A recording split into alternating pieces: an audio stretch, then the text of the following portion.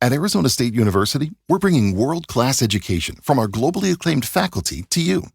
Earn your degree from the nation's most innovative university. Online. That's a degree better. Learn more at asuonline.asu.edu. Are you ready to get spicy? These Doritos Golden Sriracha aren't that spicy. Maybe it's time to turn up the heat. Or turn it down. It's time for something that's not too spicy. Try Doritos Golden Sriracha. Spicy. But not too spicy.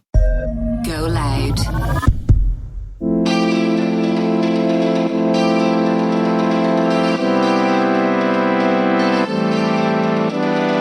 Hi guys, and welcome back to Home I Drink Extra Juice. It's just Charleen with you today. If you're listening out for a second voice, she is not here. She's currently probably pulling down something in the house, knocking things down.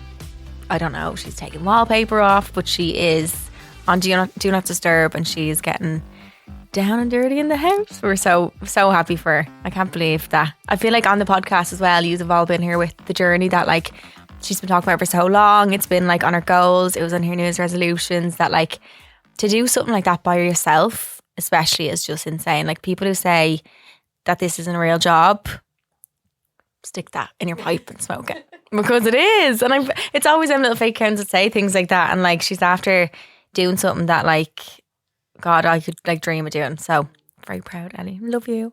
But for today, it's just me by myself. So peak or bleak of the week.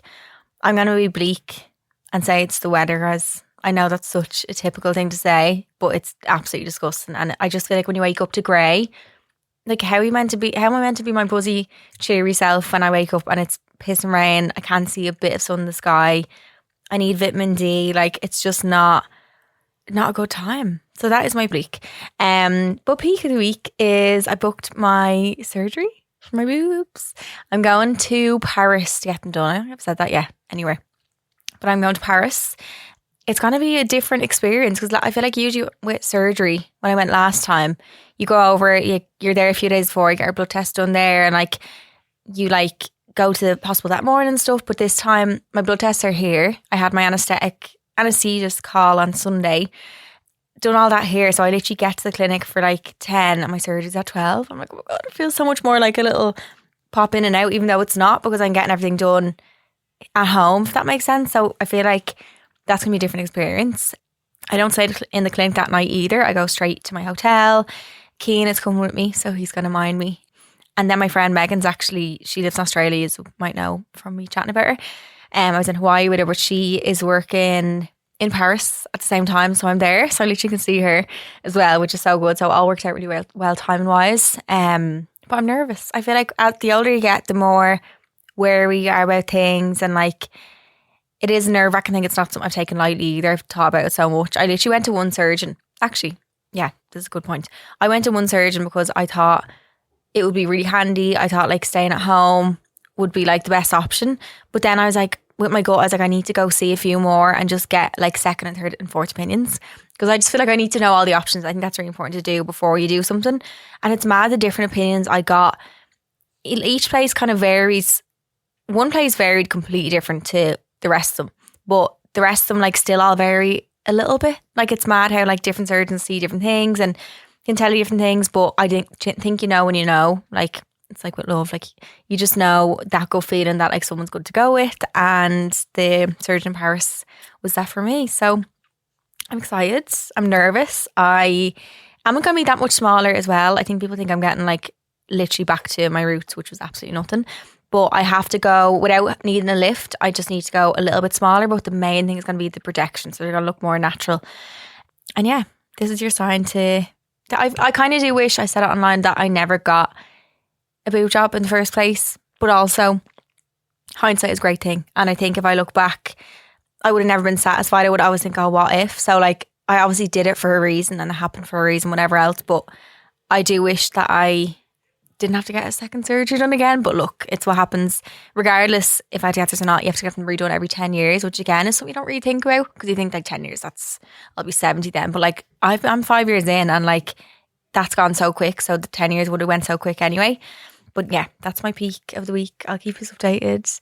Fill you in. I know it was a few months ago that I was talking first about it on here, and I've gotten really good feedback about it so far, and so I thought I'd be getting like hate of people being like, told you shouldn't get your boobs done, but like everyone is quite nice, and someone made a good point being like that you can only find true like happiness and fulfillment in your own soul rather than things you do. But like I know that, and like I know this is going to change my life. I'm so aware that I think if you go in with the mindset that it is, that's when it's dangerous, because you'll kind of just keep going with things and be chasing that like instant happiness or gratification. But like I know that it's what I want, but it's not going to make me 10 times happier in my life or anything like that. So I'll keep you updated.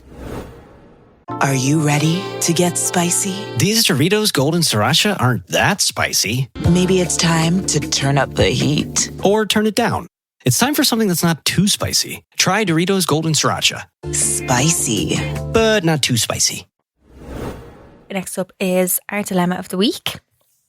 This one says, "Hi girls, I moved to the UK with my boyfriend last year after only a year of being together. Risky, I know. I soon realised it was actually an extremely risky choice. He has always been a secretive person and kept his emotions inside, whereas I'm the complete opposite. I knew that he had a past of addiction and gambling, but that he'd grown past that. One of my main concerns has been his relationship with alcohol. He would go out and get absolutely blind drunk every single time, and this would lead him getting into dodgy situations. He would then act as if it was completely normal at the age of 26, saying that I was the one who was overthinking. After a few months of living together, I started to figure out the little lies he was telling. They started off small, but most recently he revealed that he had over 5k in credit card debt and had been hiding it from me for 6 months. He told me he was embarrassed and didn't know how to tell me. I feel like I'm stuck between a rock and a hard place. How can I be with someone that lies to my face? My trust has been broken time and time again. However, we're living in the UK away from family and don't have the money to live alone. I am a student. I don't know what to do. Please send me your advice, girls. I need your input. Lots of love." God, that is hard. It's hard because like once someone lies to you, how do you like, you can forgive it, but you'll never forget. And I think it always kind of tarnishes the relationship, but also like no relationship is perfect. There's always going to be something that puts a cloud over you for maybe a certain amount of time or forever. If it's something really bad, like you're always going to keep things in the back of your mind. It's not something that just disappears.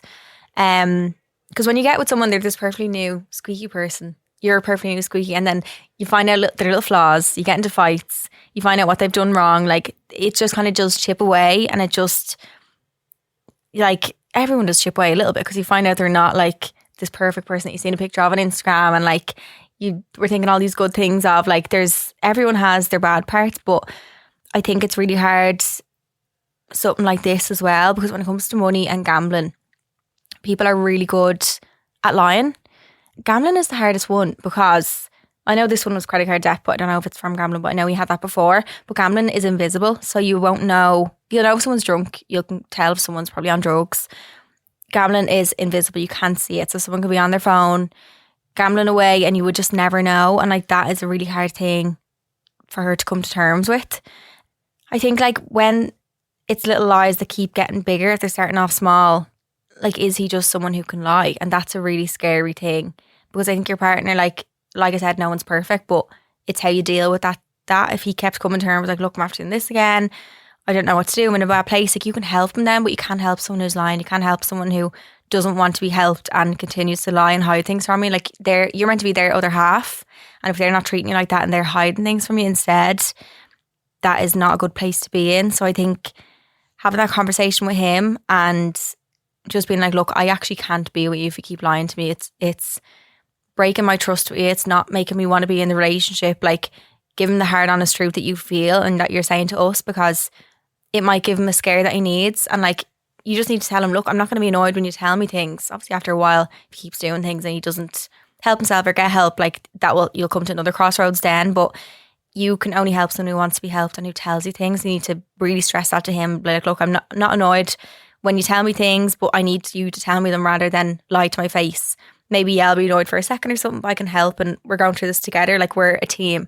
Like a relationship is a team. So I think telling that to him and just being really brutally honest with it, and then seeing how it goes from there. But I feel like it's hard when you're living so away from your family and friends, and you're like a bit isolated as well. It makes everything feel worse. But I think talking to friends about it and family, I know with things like this especially, like you don't want people to know, because you don't want anyone thinking bad of your partner. Like I've definitely done that at times, like years ago, when you don't want to tell people, and like make them feel like they're tarnished. Because once you do that, your family never forgives people and friends don't forgive. So you need to just get over that part of it though and just be like, look, they will forgive him, but I just need to like not be alone in my own thoughts, because that's not a nice place to be either. And you'll just feel further isolated. So sit him down, have that chat with him, and be like, look, if the lies keep happening, I will not be here. There's also womensaid.org.uk if you need any additional support for anything at all. There's so many great resources on there as well. But let us know how you get on, and sending you lots of love. That's it for me for today, guys. I feel like when I do extra juice, I feel like I'm just rambling because it's just me talking to myself the whole time, and I talk a million miles an hour. But I hope that was somewhat enjoyable. You'll see us back for the main episode.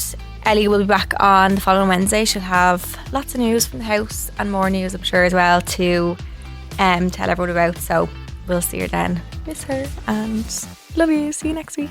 Bye. Subscribe to this podcast for free on the GoLoud app.